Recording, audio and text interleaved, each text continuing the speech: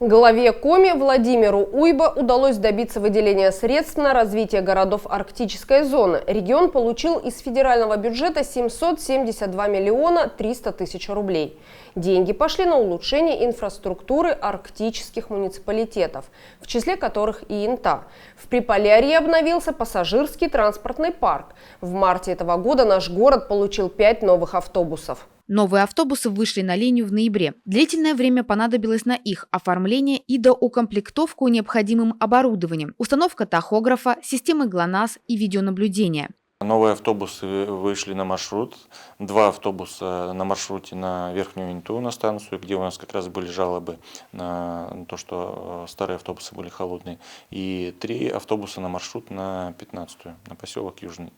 Взяли именно самые длинные маршруты и вот на эти маршруты поставили автобусы. Все 5 автобусов работают ежедневно. Почему так долго принимали? Для того, чтобы они вышли на линию, необходимо их оборудовать ГЛОНАСС, системой ГЛОНАСС и тахографами. То есть вот это оборудование докупали и устанавливали.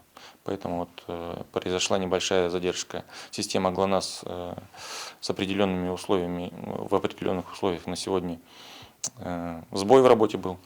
Сейчас все установили.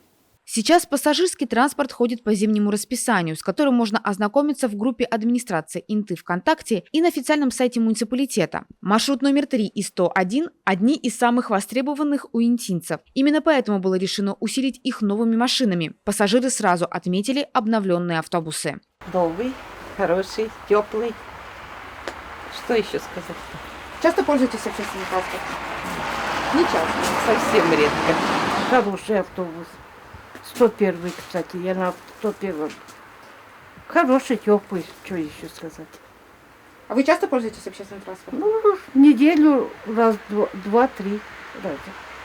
Модель новых ПАЗов не сильно отличается от старых автобусов, но технические характеристики значительно лучше. Это отмечают сами водители. Комфортнее, конечно, теплее намного в этих автобусах.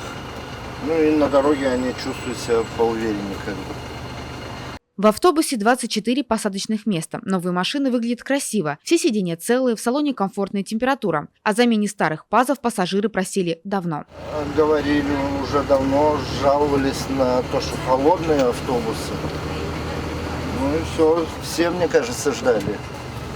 Каждый день пользуемся, мы ездим в город-садик. Конечно, нужны. Старые-то холодные, эти теплые. Да, эти теплые. Очень удобно, хорошо. Сейчас интинцы могут оплачивать проезд в общественном транспорте не только наличными деньгами, но и электронными способами – по карте или по QR-коду через телефон.